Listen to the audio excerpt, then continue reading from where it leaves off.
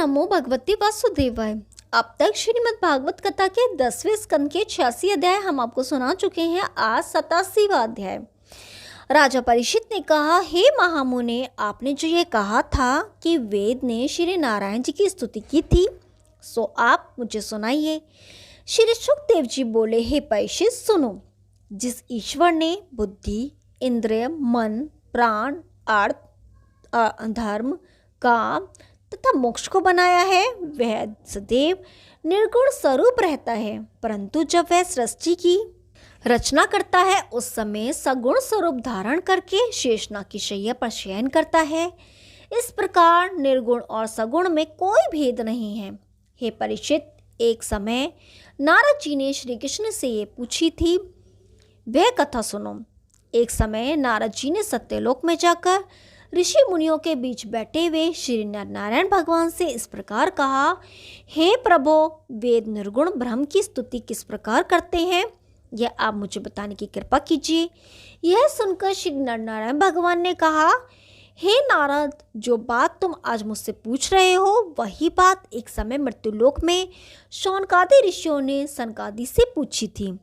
हे नारद, सनंदन ने शौनकादि ऋषियों से कहा था कि हे मुनियों, महाप्रलय होने पर जब 14 भुवन जलमग्न हो जाते हैं उस समय पूर्ण ब्रह्म परमेश्वर शेषनाग की शैया पर अकेले ही शयन करते रहते हैं।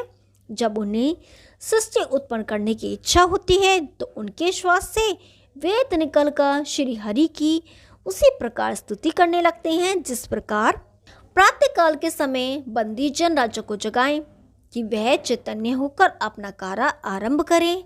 हे नारद, वे स्तुति करते हुए इस प्रकार कहते हैं, हे महाप्रभु, अब आप चैतन्य होकर सृष्टि की रचना कीजिए तथा जीवों के हृदय से अपनी माया दूर कीजिए, जिससे वे आपके स्वरूप को भी पहचान सकेंगे।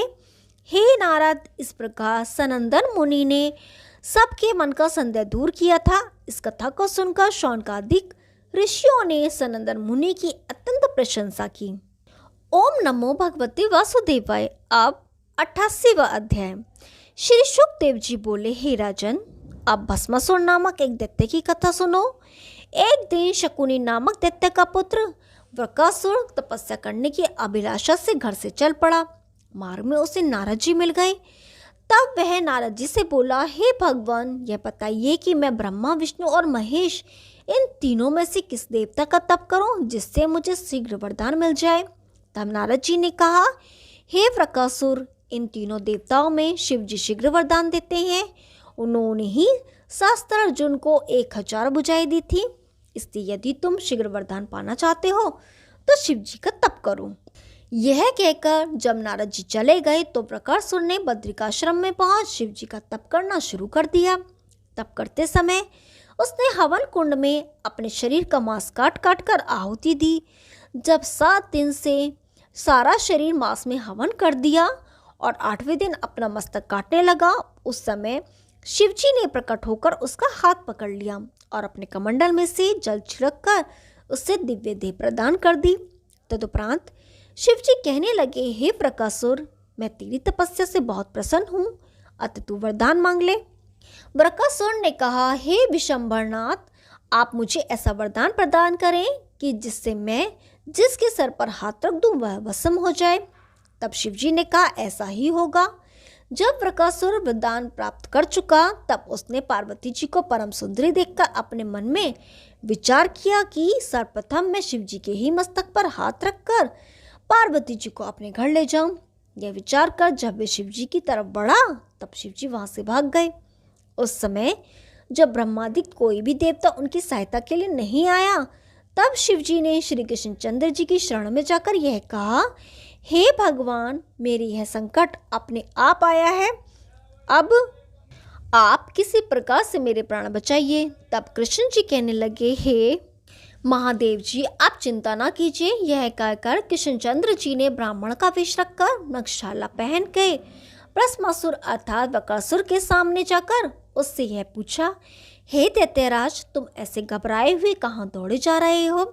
जब उसने अपने मन का हाल सुनाया तब ब्राह्मण वेशधारी भगवान उससे बोले, हे वृकासुर, तुम बड़े मूर्ख हो। जो शिवजी जैसे नंग धड़ंग भांग धतूरा खाने वाले की बात पर विश्वास कर लिया।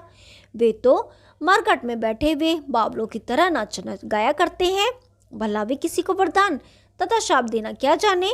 देखा, जब से दक्ष प्रजापति ने उन्हें शाप दिया है तब से उनमें किसी की भी शक्ति शेष नहीं रही है। यदि तुम मेरी बात सत्य नहीं मानते तो पहले अपने ही सर पर हाथ रखकर देख लो, इसके बाद शिव जी के पीछे दौड़ना।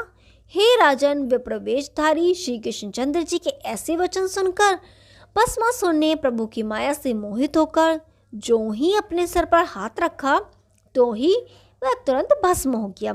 यह देखकर शिव जी ने तांडव नृत्य किया और देवताओं ने पुष्प वर्षा की। ओम नमो भगवते वासुदेवाय। अब 89वां अध्याय। श्री शुकदेव जी कहने लगे, हे राजा परीक्षित, एक समय भृंगु आदि ऋषि से सरस्वती नदी के तट पर बैठे हुए आपस में ज्ञान चर्चा कर रहे थे। उस समय विषय छिड़ गया कि ब्रह्मा, विष्णु और शिव, इन तीनों में से सबसे बड़ा कौन है। किसी ने ब्रह्मा को बड़ा बताया, किसी ने विष्णु को तथा किसी ने शिव को बड़ा बताया। उस समय ऋषियों ने यह सलाह दी कि भृंगु ऋषि को भेजकर तीनों देवताओं की परीक्षा लेनी चाहिए कि इनमें से सबसे बड़ा कौन है। अस्तु, तीनों देवताओं की परीक्षा लेने के लिए भृंगु ऋषि सबसे पहले ब्रह्मा जी की सभा में पहुंचकर बिना दंडवत किए ही बैठ गए। यह देखकर ब्रह्मा जी बड़े क्रोधित हुए, परंतु इन्हें अपना पुत्र समझकर कुछ भी ना कहा। जब भृंगु जी ने ब्रह्मा जी को क्रोध से पूर्ण देखा तो वे वहां से चलकर शिव जी के पास कैलाश पर्वत पर जा पहुंचे। शिव जी ने जब ऋषि को आते हुए देखा तो वे उनसे मिलने के लिए अपनी भुजाएं फैलाकर खड़े हो गए, लेकिन भृंगु जी ने उनसे यह कहकर दूर ही खड़े रहे कि तुम धर्म कर्म छोड़कर सदा मरघट पर बैठे रहते हो, इसलिए तुम मुझे स्पर्श मत करो। यह सुनकर जब शिव जी ने बहुत क्रोधित होकर अपना त्रिशूल उठाकर भृंगु जी को मारना चाहा, उस समय पार्वती जी ने उन्हें यह कहकर शांत कर दिया कि यह आपका छोटा भाई है, इसलिए इनका अपराध क्षमा कर दें। तदुपरांत भृंगु जी वहां से लौटकर बैकुंठ में विष्णु भगवान के पास चले आए। जिस समय ऋषि श्री बैकुंठनाथ जी के पास पहुंचे, उस समय श्री हरि रतन जटित शैया पर शयन कर रहे थे। उन्हें देखते ही भृंगु ऋषि ने उनके वक्षस्थल पर बाएं चरण का प्रहार किया। उस चरण प्रहार को लगते ही श्री नारायण जी उठकर बैठ गए और उन्हें अपने कर कमलों से भृंगु ऋषि के चरणों को पकड़कर कहने लगे, हे मुनि श्रेष्ठ, आपके चरण कमल अति कोमल हैं और मेरा हृदय वृक्ष के समान कठोर है, अतः आपको कहीं चोट तो नहीं लगी। हे भगवान, यदि मुझे आपके आगमन का समाचार मिला होता तो मैं स्वयं बढ़कर आपकी आगवानी करने के लिए आ पहुंचता।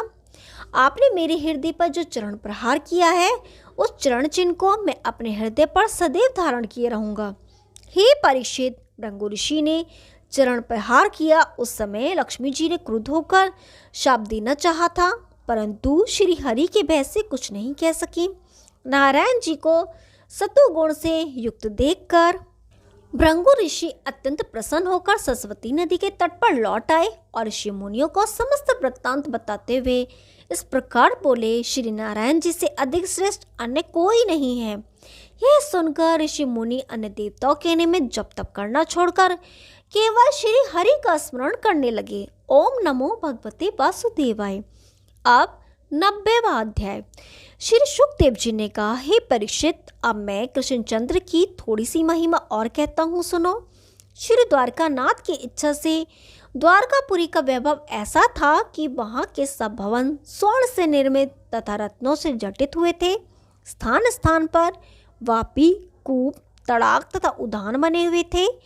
पक्षीगण अपनी मधुर बोलियों में श्री हरि का यशोगान गाया करते थे। द्वार पर अनेक हाथी बंधे रहते थे और बड़े बड़े पहलवान अखाड़ों में कुश्तियों के करतब दिखाया करते थे। हाट बाट, गली चौराहे सभी स्थानों पर इत्र गुलाब जल छिड़काव होता रहता था और बाहर के व्यापारी वस्तुओं का क्रय विक्रय करने के लिए आते रहते थे। यदुवंशियों के घरों में आठों पहर ऋषि सिद्धियों का निवास रहता था। सभी द्वारकावासी हरि कथा सुनते तथा धर्म कर्म का विधिवत पालन करते थे। वहाँ के सभी स्त्री पुरुष अत्यंत सुंदर, तेजस्वी तथा बलिष्ठ थे। श्री कृष्णचंद्र जी की 16 सहस्त्र 108 रानियां रत्न जटित भवनों में निवास करती हुई आनंद कंद श्री कृष्णचंद्र जी के साथ अपने जीवन को धन्य बनाती थी। हे परीक्षित, एक दिन श्री कृष्णचंद्र जी रात्रि शयन कर रहे थे, तब एक चकवा चकवी की बोली सुनाई दी तो सब स्त्रियां कहने लगी, हे चकवी, तू चिल्ला क्यों रही है? जिस प्रकार हम अपने प्रियतम प्यारे से साथ आनंद मना रही हैं, उसी प्रकार तू भी क्यों नहीं मनाती? फिर वे समुद्र से बोली, हे समुद्र, तू जो रात दिन जागकर लंबी सांसें लेता रहता है, सो क्या तू किसी के वियोग में व्याकुल रहता है? तदुपरांत वे चंद्रमा से बोली, अरे चंद्रमा, तो मलिन क्यों हो रहा है? क्या तुझे कोई रोग हो गया है जो प्रतिदिन घटता बढ़ता रहता है? हे परीक्षित, श्री कृष्णचंद्र जी की संतान की संख्या इतनी बढ़ी कि उनके पुत्र पौत्रों को विद्या पढ़ाने के लिए करोड़ों ब्राह्मण आते थे। श्री कृष्णचंद्र जी अपने कुल की रक्षा के लिए प्रतिदिन हजारों गोएं और अपार द्रव्य ब्राह्मणों तथा ऋषि मुनियों को दान करते थे। इति दशम स्कंद समाप्तम। कल से हम 11वां स्कंद शुरू करेंगे। तब तक के लिए नमस्कार।